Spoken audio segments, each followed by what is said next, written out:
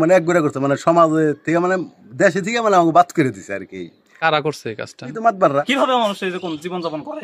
এর একটা আমরা কঠিন ভিত চাই। আমার জায়গা নিয়ে আমার মামলা করে আমার মামারা, আমাদের উপরে কেন সেই প্রেশার থাকবে? আমাদের উপরে কেন প্রেশার আসবে? আমার মামারা সমাধান করবে এটা। তারা যা পারে আইনি লড়াই যা আছে সব আমার মামাদের সাথে করবে। আমরা কি করছি? সন্ধ্যার সময় আইসা এই পেজা নাকি কি গ্রাম ভরে দাওয়াত দিছে বলে আবার ফিরে আমার এসে কইছে তোমার চকে যাওয়া নিষেধ, বাড়ির বাইরে হওয়া নিষেধ। আমি কইলাম তার রাস্তায় যাওয়া যাবো, কইলে হ্যাঁ রাস্তায় যাওয়া যাবো, বাজার যাওয়া যাবো, তেরো দোকান থাক কোনো কিছু কিনা যাবো না। সকালবেলা আমি বাজার যাইয়া অনেক দোকানে জিজ্ঞাসাবাদ করলাম, কেউ না করলো, আবার কেউ চুপে চাপে মানে আমার বাইসা থাকার জন্য দিল। এইভাবে আমি এই কয়দিন কাটাইতেছি। কবে থেকে এই ঘটনা? গত শুক্রবারের থেকে।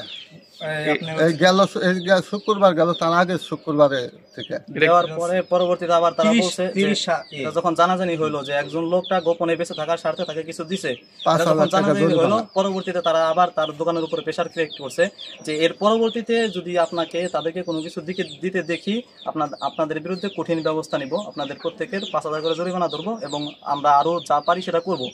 এবং গ্রামের যারা মাতবর তৎবর আছে তারা বলছে যে আমার আব্বা মাছ মেরা এখানে জীবিকা উপার্জন করে, বিলে চকে মানুষের মাছ মারে, সেখানে আমার আব্বা সেখান থেকে মাছ মারে। এবং কি আজ 10 দিন যাবত আমার আব্বা মাছ মারতে পারতেছে না, বাড়িতে বাজার সদাই তো বন্ধ আগে থেকে। এবং এলাকার যারা এই নির্দিষ্ট কয়েকজন ব্যক্তি কিছু কিছু প্রতিবেশীদেরকে বা কিছু কিছু মানুষদেরকে তারা বলে দিছে আর জাল পুরাই ফেলবি আর নৌকা ভেঙে ফেলবি, এই ধরনের কথাবার্তাও তারা বলছে।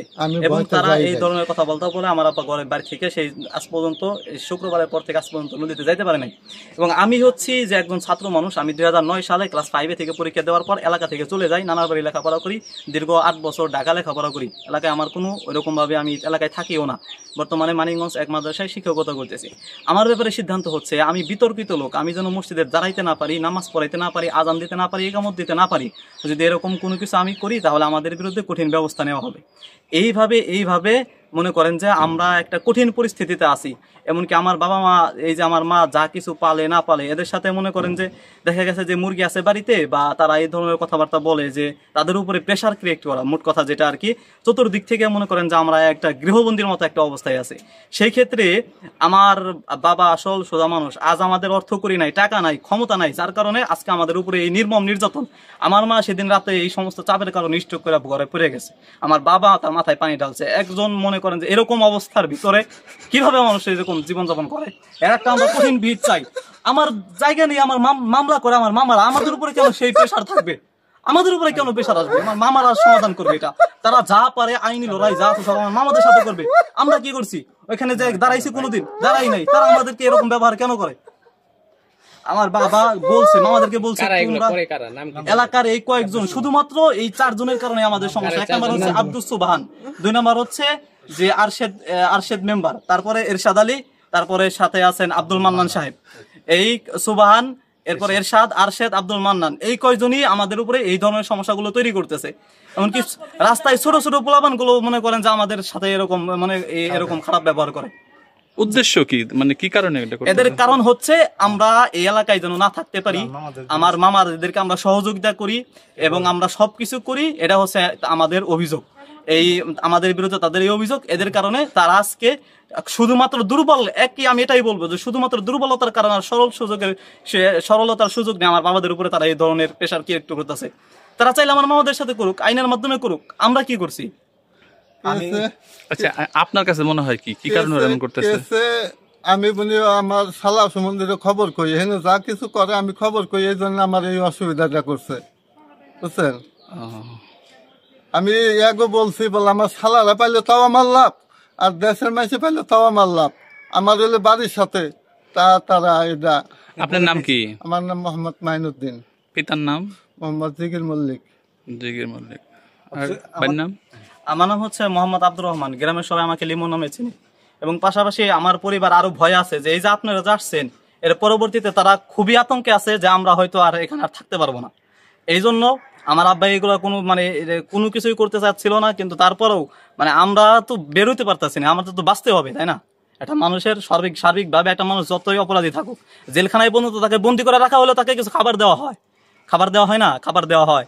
এখন এখানে রাস্তায় বের হইলে এই এদেরকে খাবার দেয় কেরা, এদেরকে এইটা দিল কেরা, আজকে শাক কিনে নিয়ে গেছে, কার কাছ থেকে কিনলো, হিসাব পাতি করে তাদের উপরে তারা এই ধরনের তারা পরিস্থিতি তারা কায়েম করে এবং তাদের সাথে তারা কথা বলে, তাদেরকে তারা ভয় দেখায়।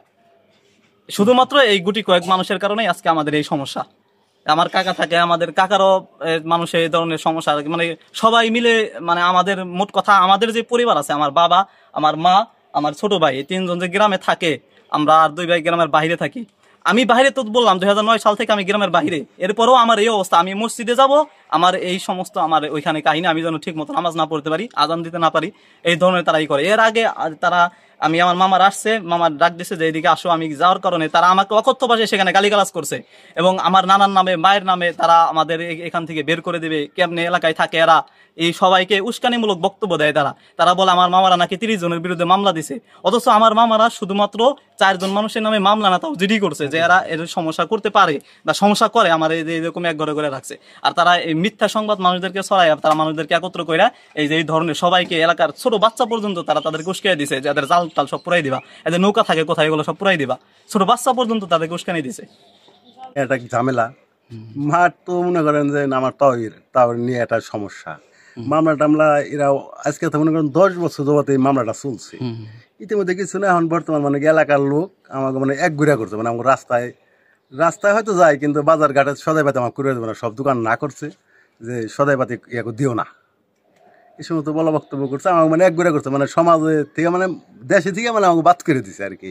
কারা করছে এই কাজটা? কিন্তু মাতবাররা। মাতবর কারা? এটা মাতবার হলো ইশাত, আশিদ, সুবান।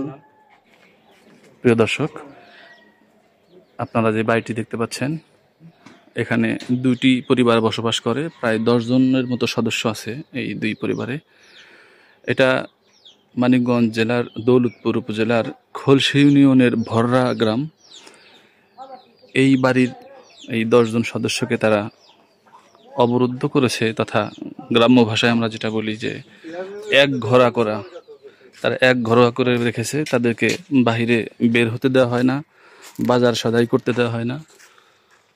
এখানে যে রাস্তাটা আছে খুবই সংকীর্ণ রাস্তা, এই রাস্তার সামনেও বেড়া দিয়ে আটকিয়ে দেওয়া হয় যেন তারা চলাফেরা করতে না পারে।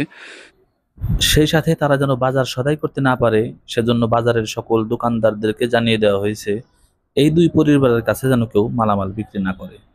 যদি কেউ মালামাল বিক্রি করে তাদেরকে 5,000 টাকা জরিমানা করা হবে। সভ্য দেশে আসলে এইরকম আমরা সচরাচর শুনি না। কিছু গ্রাম্য মাতব্বরের নামে কিছু অসভ্য লোক আছে যারা মানুষের অধিকারগুলো কেড়ে নেয়।